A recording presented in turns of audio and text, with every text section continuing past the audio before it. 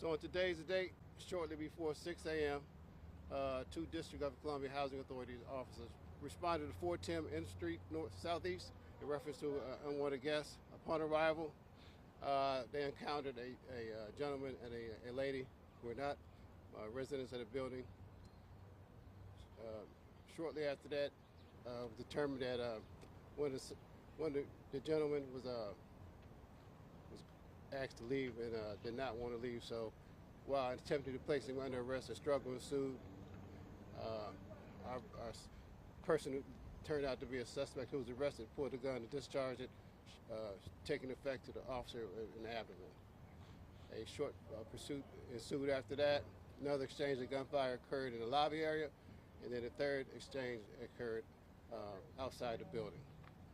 The suspect then fled to the 1300 block of 4th Street Southeast, where a citizen alerted officers that he was inside that building, and then a barricade was acknowledged after that. Shortly, a while ago, the suspect was arrested. I do want to thank officers from the 1st District who responded and also took our injured officer to the Washington Hospital Center, where he's been treated. So the suspect in this case, did they live in the area of where they were told to leave? Unknown at this time. And just to clarify, if you can, we're also live on air. So there were multiple shots fired in multiple locations as the suspect was told to leave. Yes, ma'am. Can you just go through that one more time for us, please? So there were shots fired, exchanged inside the building, 2 different locations. One up on the 2nd floor, one in the lobby area, and then the third exchange outside the building. At what point, where was the officer shot? In the torso area. And where were they when they were shot? This was at the first location at 410 N Street. Yes. Is that a housing authority building there? It's a senior citizen building. It's a senior citizen building. And how old are the suspects involved here? There's at least 2 that they were responding to? 2 adult, 1 adult female, 1 adult male. But it's the male that fired. Yes. In this case. How many shots were fired? Unknown at this time. This is the preliminary stages of the investigation right now.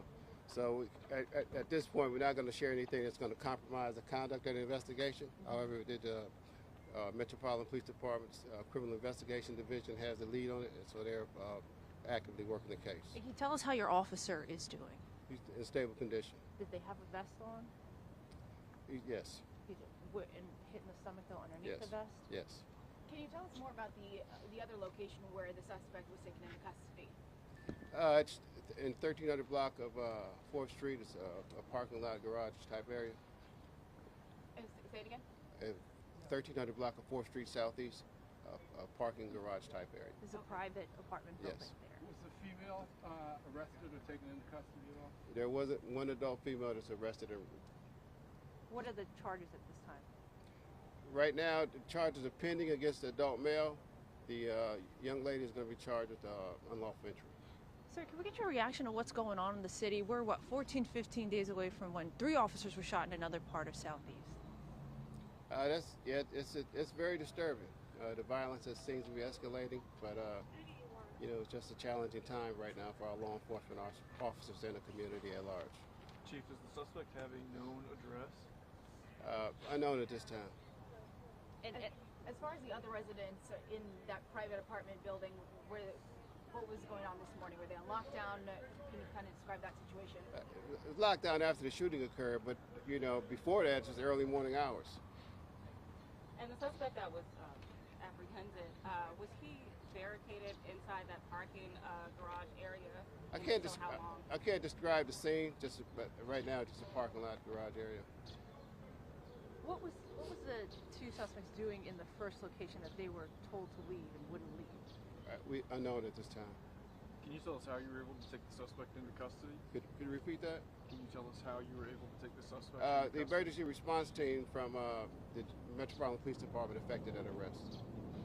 Were they, the 2 suspects, were they in an apartment? Were they in a lobby of the building? In the lobby, no, outside apartment. Outside the apartment, yes. When they were told to leave. Yes. Is the woman also under arrest? Yes, sir. Yes, sir.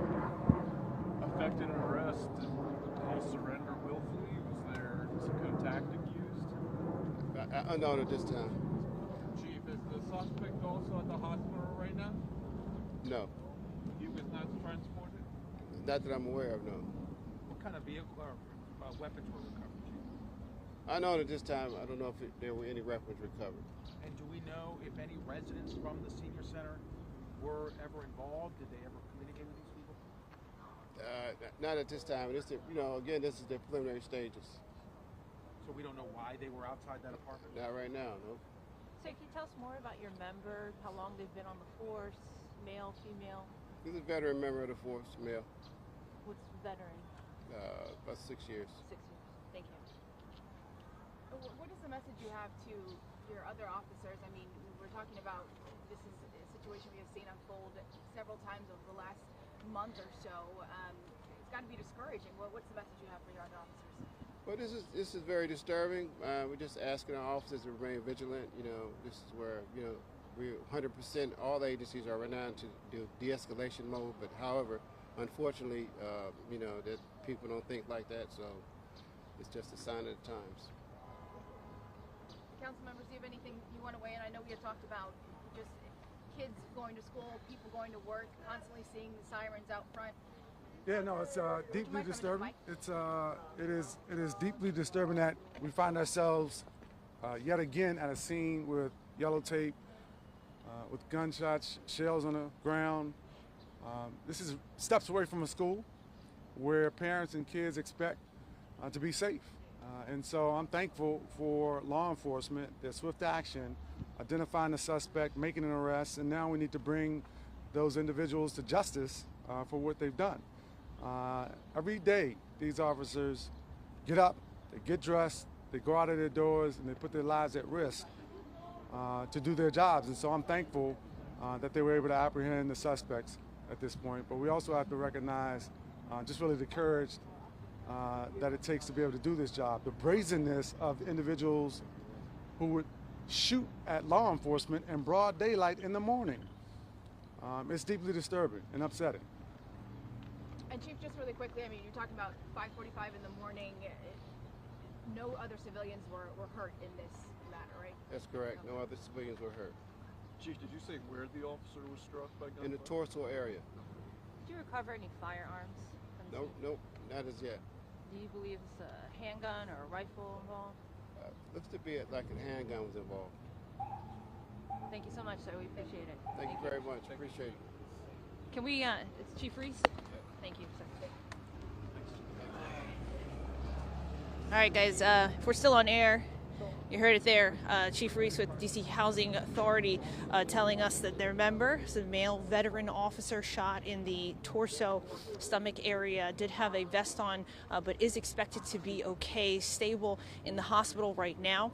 I know you caught midway into the news conference, so what they were explaining, what the chief was explaining here was that the DC Housing Authority, they were responding on patrol to a senior building. We're told that is, I believe, 410, looking through my notes here, 410 M Street Southeast in the Navy Yard area on regular patrol. The chief saying that there were 2 people at the building there who were asked to leave and they were not wanting to leave, and that's when this shooting happened. He described multiple gunfire shots being fired at different scenes here, but this then moves to a private apartment building about a block away. If you're looking at maps, that's where this apparent barricade situation was called. They have a suspect in custody. 2 people arrested, though, a male and a female with this, and we are told basically emergency response, or DC's equivalent of SWAT, did respond to this as well.